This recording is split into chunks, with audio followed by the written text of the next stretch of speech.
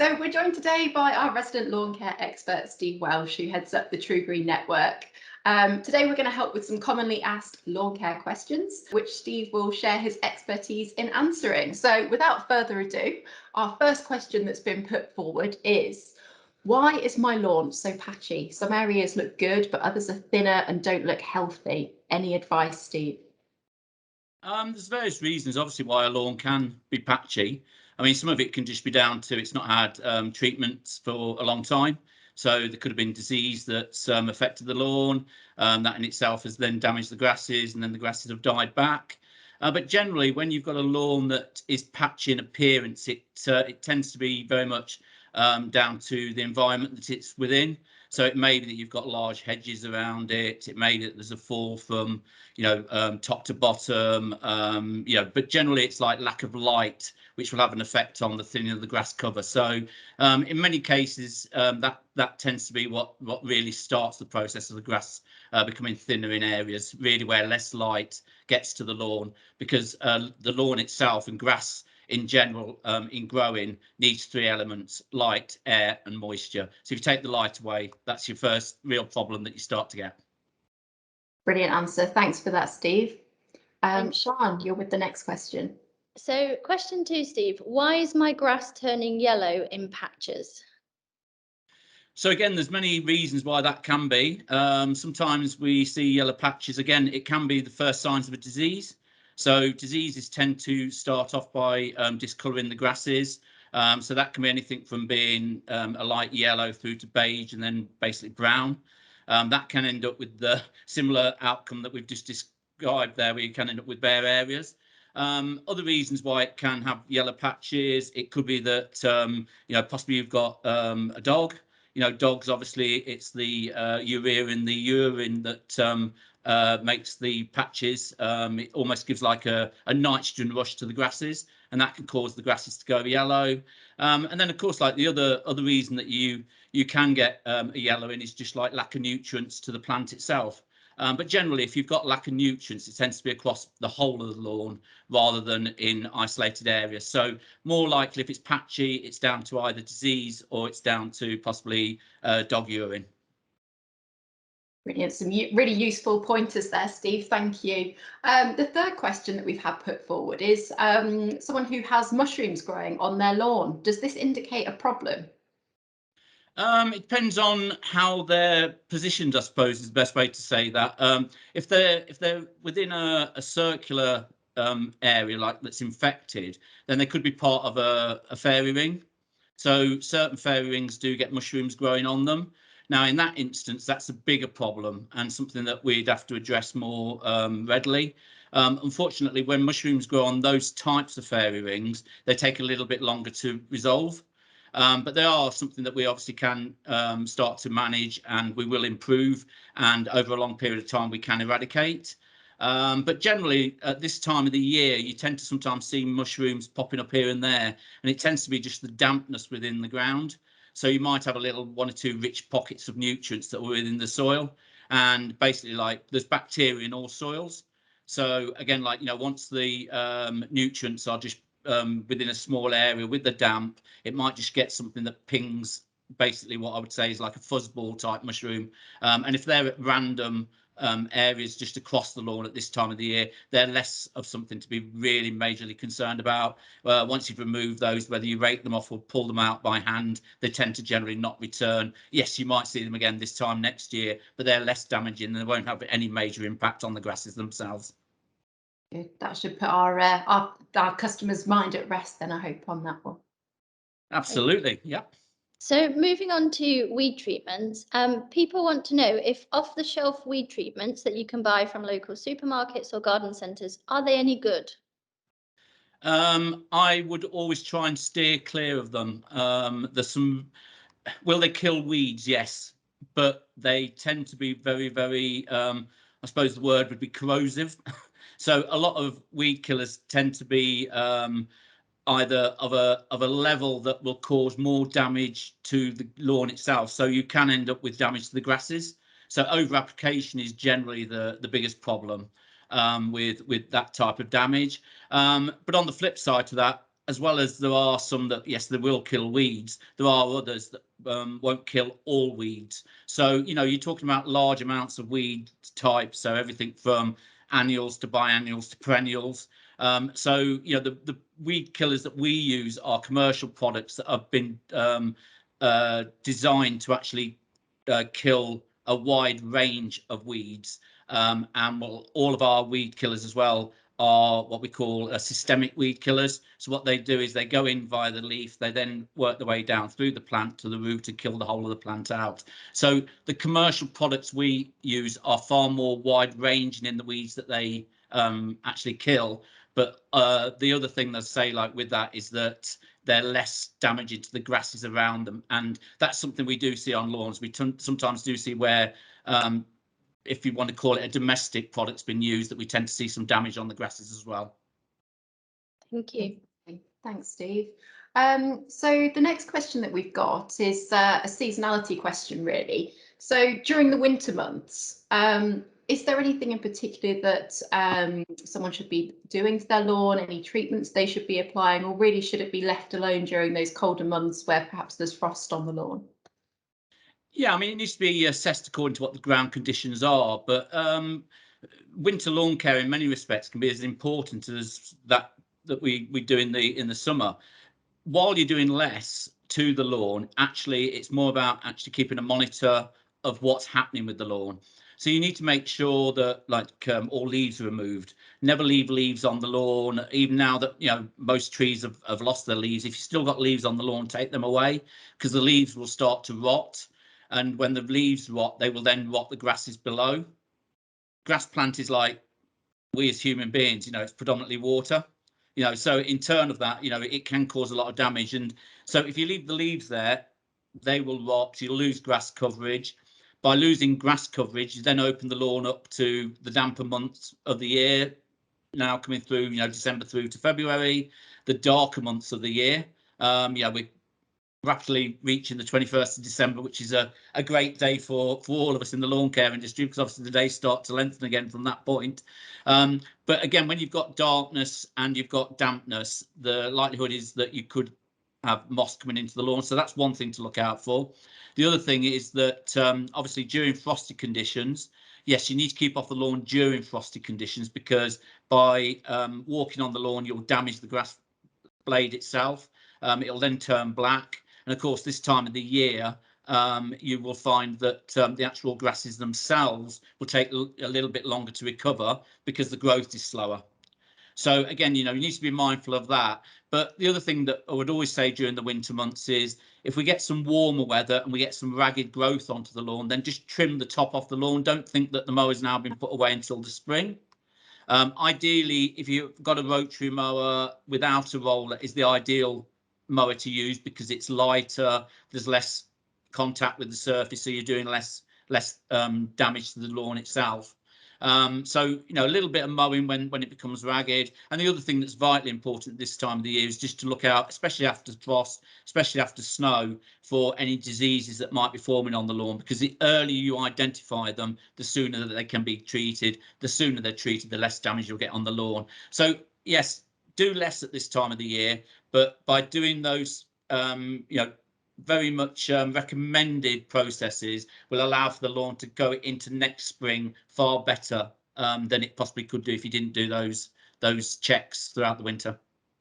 I think common misconception busted there. I think a lot of people put the lawnmower away for winter, don't they, and think I'll get it out again when the weather's quite a bit warmer. So that's absolutely. And I mean, like I say, the other thing to remember with that though is, like, it's, if you do need to mow the lawn during the winter, take the ragged growth off, it's important to do that, because the longer the leaf, the more moisture will drop to the bottom of the plant. The more moisture drops to the bottom of the plant, the more chance you have of diseases starting to form. So you have to be mindful of things like that. But the other thing with the mowing side of it is, never mow after excessive rainfall, or soon as snow has cleared, or after frost has cleared. Make sure that the ground conditions are, you know, stable underfoot. And you can do that very easily by just walking a couple of steps onto the lawn. And if you walk onto the lawn and you're leaving footprints on the lawn, or really, you know, excessive footprints on the lawn, then that's not the right time to mow. So again, once the lawn is dry, that's when you should be doing those processes during the winter months. You might only need to do it once or twice,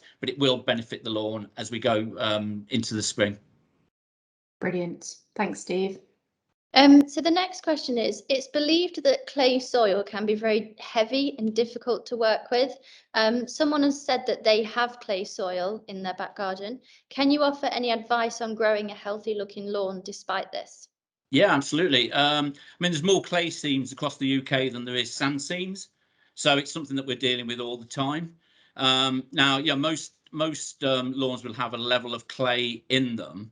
And what we will do is, and that's all part of when we do the analysis on the lawn in the first instance, by doing a 14-point analysis, it allows, that's part of that process, it allows us to assess what the ground conditions are. Now, to have good, healthy grass growth, we need a lot of air space or pore space within the soil. So to allow for that to happen, if it's less clay and there's just a small amount of clay within the soil, we might be able to alleviate that through aeration. So again, that's going back to our light, air and moisture to allow us to grow grass. So we may be able to alleviate that way. But on lawns that have got more clay within them, you have to remember with clays are formed through silts, and silts are very fine in particles. So what they do is they form together and combine into almost like a compacted layer. So it doesn't allow light and air to get down to the roots of the grass plant. So in those instances where we've got more clay in a lawn, we might then need to do some aeration work. Generally, we would do that by putting down some top dressing, a sandy top dressing, and then using the aerator to break that into the actual surface itself to start to make cleaner passages of friable soil, via what we're doing, putting the sand down, the sand mixing with the clay and the soil will give us some free passages to allow for the roots to get down there, allow for the air to get down there. Or we may, in very extreme circumstances, have to hollow core the lawn, remove the cores because we've got that really large amount of compaction in the lawn, and then put down the top dressing and then rake that down through the holes. And by creating these new passages and these cleaner passages, when we then put any grass seed down, obviously not this time of the year, but in the summer months, because that's when we would do the top dressings anyway, is during the summer months. When we then put the grass seed down, it finds its way into those clean passages of material, which allows for the roots to get stronger. That allows the air, the moisture to the roots, and that's what allows for the nutrients through fertilizer to get to the roots, because everything goes into the plant via the root. Brilliant. Thank you, Steve. So I think the next two questions that we've got have kind of been covered already. So the best time to sow grass seed, which is early summer, late spring. Yeah. All right. Yeah, April through to October. Brilliant. I mean, we do have a grass seed mixture which germinates at lower temperatures, so it does allow us to extend that period if we need to. But generally, we'd be over sowing from late spring. So again, it depends on what the weather conditions are during the spring period. But generally, it might be late March through to October.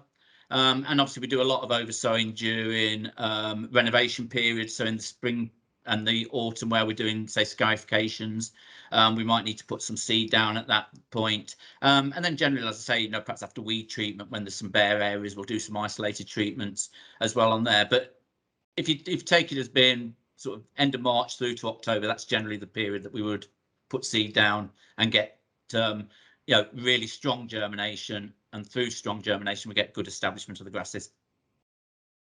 Excellent, thanks, Steve. And I think the next question's really been covered as well. Somebody who is fighting a losing battle with leaves on the lawn, but I think really what you've already covered, Steve, is that the key is to be making sure those leaves are raked up to prevent any further damage to the lawn and prevent moss. Yeah, absolutely. And this is the important time now, because the leaves are down now.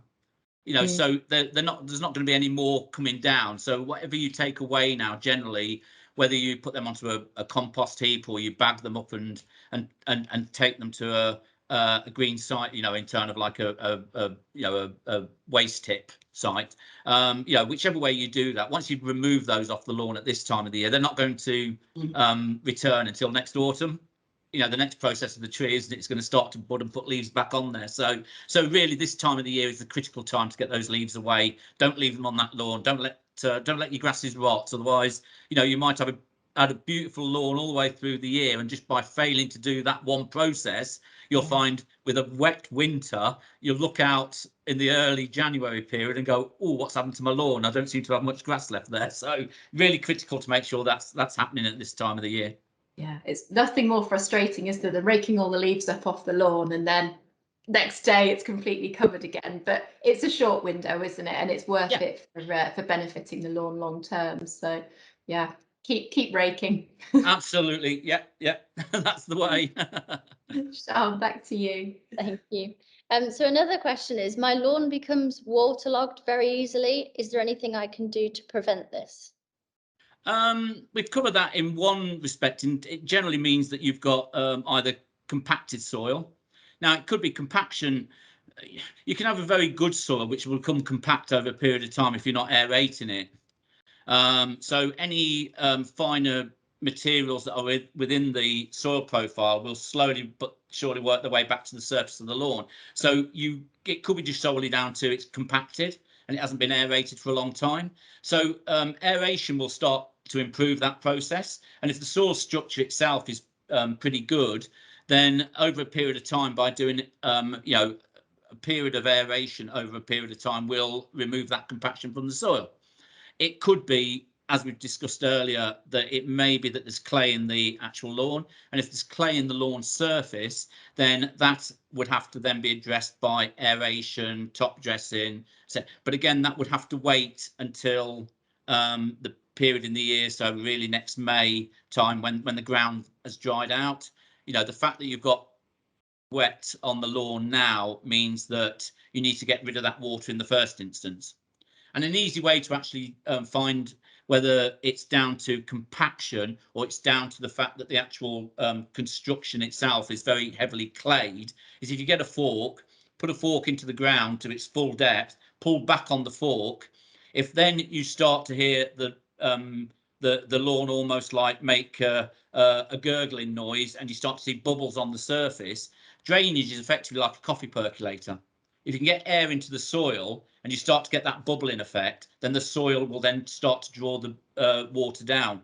If when you pull it back, you almost just get like a squelching noise and no bubbles, then that means that you've got a really compacted clay-based surface. There's nowhere that it can go, and that's a bigger issue to resolve. But again, we have techniques which allow us to address whichever the problem is. Thank you. I didn't know that. I'm definitely going to try that. Yeah. Very easy technique of just generally finding out what you have as a soil structure, in the ground, so if we go back even further, we used to, like, before we had a lot of the testing kit and that we have today, and a lot of the techniques we have today, when I first started in the industry, we used to look out for a worm cast, pick a worm cast up off the lawn, put it in the palm of your hand, squeeze it tight, and then when you let it go, if it was like just a mush in the middle of your hand, it meant that it was a poor structure, and if it fell apart, it meant that it was a better structure. So there's lots of techniques that are the old techniques that we don't necessarily use today, but we still get the same result. Yeah, brilliant. Thank you, Steve. So this customer here has very lucky to have a very healthy, weed-free, moss-free lawn, so all good on that front, but they just wish it was greener. Is there anything that can be done for that? Yeah, I mean, there's a number of things there. I mean, again, like, if it's a really nice lawn, I would emphasize the fact that the trap not to fall into with a really nice lawn is to stop doing treatments. Mm-hmm. Because there's always weed seeds that are flying around during the growing season. There's always going to be the opportunity for the bacteria that's in the soil to start to infect the grasses. So in turn of that, just because you've got a perfect lawn doesn't mean that you're not going to get some weed grasses into that lawn over a period of time. It doesn't mean that you're not going to get some weeds that are starting, because what you'll find is that the weeds will find any little bare areas or any little bare spots, and they'll get down there and they'll start to germinate. So in terms of like having a really nice lawn, it's a case of maintaining those treatments. So again, it may be that over a period of time, the lawn might need a light scarification. You know, the grass plant will continue to put leaves onto that plant over a period of time. Sounds a daft thing to say, but it's fact. You can actually have too much grass on a lawn. Okay. So over a period of time, you've got too much root, you've got too much leaf, and in that turn, it's like it's all fighting for that light, air, and moisture. So by thinning it down slightly through scarification, it allows for light and air to get to the base of the plant, and it also allows for the plant to put on fresh growth into the plant itself. So if it's slightly off colour, it might be that it needs some nutrient, but generally it just needs some TLC by aeration, fertilizers, and then possibly some spot weeding of weeds as you go forward. Doesn't sound from how you've described it there's much wrong with that lawn, but again, it's actually the fact of maintaining the treatment plan to the lawn, which will maintain the quality and bring it back from it starting to look a little bit insipid in colour. Great. Sounds like they're about 95% there with getting that perfect lawn. Absolutely. So, Absolutely. It's like everything with nature, you know, we're working with we're working with the elements. So the one thing, you know, I've always said the one thing that you could always say is consistent with what we do is the inconsistency, because we're always working with the weather conditions, and you know, none of us have a crystal ball. We don't have a, you know, I don't have a diary where I can sort of like now put something out to the TruGreen guys saying I've checked my diary and actually in June next year we're going to get a heat wave. We don't know that. I wish.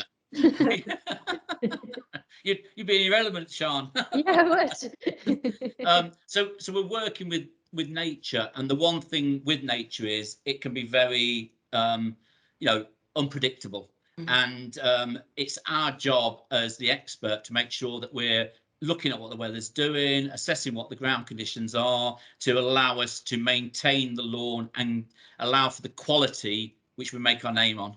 Great, thank you. Thank you. So another question, I think everyone's seen this. Why do I have rings of thick, darker green grass on my lawn? Well, generally, if you've got a darker ring of growth, and it doesn't necessarily have to be, you know, a complete circle. It can be sort of an irregular, you know, shape. But generally, that would be a fairy ring. So fairy rings, as I say, like, you know, different types. There's 3 types of fairy rings. The good thing with it being a dark green ring means that it's actually a type 2 fairy ring, and a type 2 fairy ring are the most easiest to control. So the fairy rings are a very complex part of the disease cycle that we deal with. So believe it or not, there's like 60 different fungal activities within the soil that can create a fairy ring. So you would have to go very deeply into the research side of things and actually the analytic side of things to analyze that. But in the instance of that one you've described there, Sean, it's a type 2 fairy ring. So that can be quite easily controlled. We have products that allow us to control that very easily. That would be a case of hand forking over it or aerating it, depending on what the size of the fairy ring was. Once that had been completed, we would then put down a fungicide and a wetting agent. So the fungicide is down to allow for the product to get down to the fungus that's in the soil, and the you know, in turn of that, the fungicide will treat the fungus within the soil, where the wetting agent is there to allow for it to get the product down to where it needs to get to. But the other thing that you'll find with a lot of fairy rings is that the actual fungus has started to form a bit of a waxy layer on the outside of the soil particles. So we have to remove that as well. So effectively, you know, by putting that down, it also removes that. So yeah, might show up as a darker ring in the first instance, but we can actually get that very, very easily repaired. And once we've repaired that, then once the next fertilizer application goes down, you'll get consistency of colour across the whole of the lawn. They're such strange things, aren't they, fairy rings? I've got them on my lawn at the moment and they just look quite bizarre. So yeah. I think a lot of people have them though, don't they? I think it's quite a common problem. Yeah, and I say there's all kinds of funguses that, you know, some people will find that they've got, you know, fairy rings close to trees, for example, you know, and some of that is like the honey fungus that comes from the actual bark of the tree. So that can create them very close to a tree, you know, in turn of that. But I say there are three types of fairy rings. The one that you described there, Sean, is the one that we can treat more readily. The fungus that's created that is more readily treatable. And it's the one that we can guarantee a very quick recovery with. The other two, type 1 and type 3, are a little bit more difficult. Type 3 is the one with the mushrooms that we spoke about earlier. Type 1s are just where you have a dead ring of grass, basically. And they're more difficult to control. You know, we have to, like I say, do a lot more work, and sometimes in certain instances the only way to control them is to dig them out. But again, that is assessed according to how large they are. Wow, thank you. I had no idea they were called fairy rings. So They're magical, aren't they? I know. But we don't want them. So we've had some great insights so far. I think a lot of people's lawns will hopefully be on the way to looking a lot better after all this info. So that brings us on to our final question, which is to do with mowing. The question is, I've heard that it's a good idea to leave grass cuttings on the lawn after mowing. Is that correct? I would never advise it. You know, again, anything you allow to go back to the lawn. You know, there's lots of different mowers out there on the market. So you've got like mowers that are mulchers. So these are the mowers that basically you can mow your lawn, and it basically breaks the grass cuttings down and it just drops it back down into the grass cover itself. But everything that you take off the plant, if you're letting it go back to the soil, then over a period of time you're going to end up with organic material within the soil starting to form, and you're going to start to get that debris build up, and you're going to get that thatch layer. So that thatch layer will then become a problem in terms of having healthy grass growth. So I would always advise removing the grass clippings wherever possible. And the other thing that's important when it comes to mowing is to make sure that you don't continually mow always in the same direction, especially if you're mowing with a cylinder mower. You know, you need to mow in different directions, because that will keep an even growth within the grasses. Because otherwise what will happen is that because the grasses lie one way and lie the other way, they'll form what we call a nap, and they won't grow any differently to that, and they'll become worse with that each time. So in respect to that, that can have an impact on the quality of the lawn, and it even has, you know, an effect in turn of like the overall appearance, because over a period of time you might think, oh, it looks great, and you always want it to look stripy up. Well, you can still have it looking stripy up and down, but make sure you mow it across in different directions and even diagonally every so often. Because again, the important thing with when maintaining grass, the important thing is to make sure that you're continually cleaning out the surface.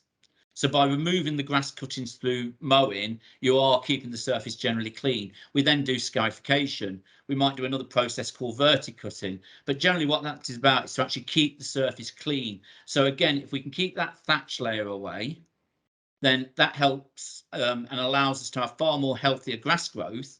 But the other thing that it does, it also allows for that important air and moisture to get into the soil below, because we need to get that down to the roots. Because if we don't get that down to the roots, it doesn't really matter what you see on the top of the lawn surface.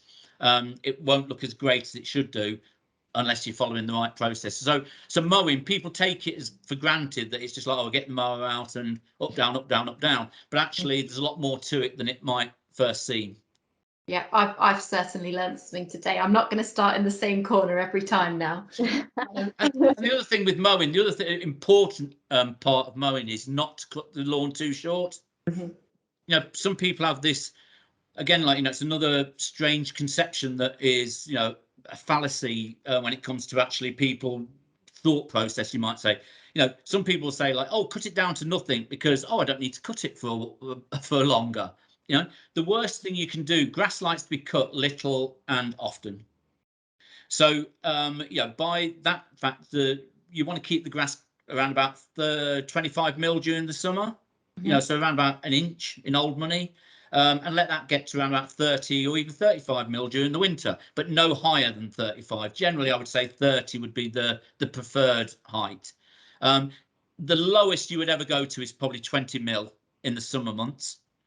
But the important factor of having grass on, or leaf of grass on the plant, is that the actual leaf itself is what allows the plant to photosynthesize. Right. Yeah. And photosynthesis is what basically creates chlorophyll, and it's the chlorophyll within the plant that keeps it green. Green. Yeah.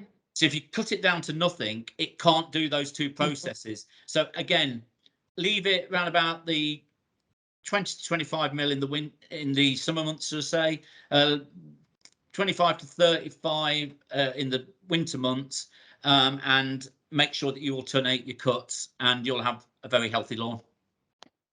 Brilliant insight there. Thank you, Steve. That brings us to the end of our lawn care Q&A. So thank you for going through everything with us. Hopefully you've given our customers lots more insight into how they can get their lawns looking perfect. So thank you both. Yeah, An absolute pleasure.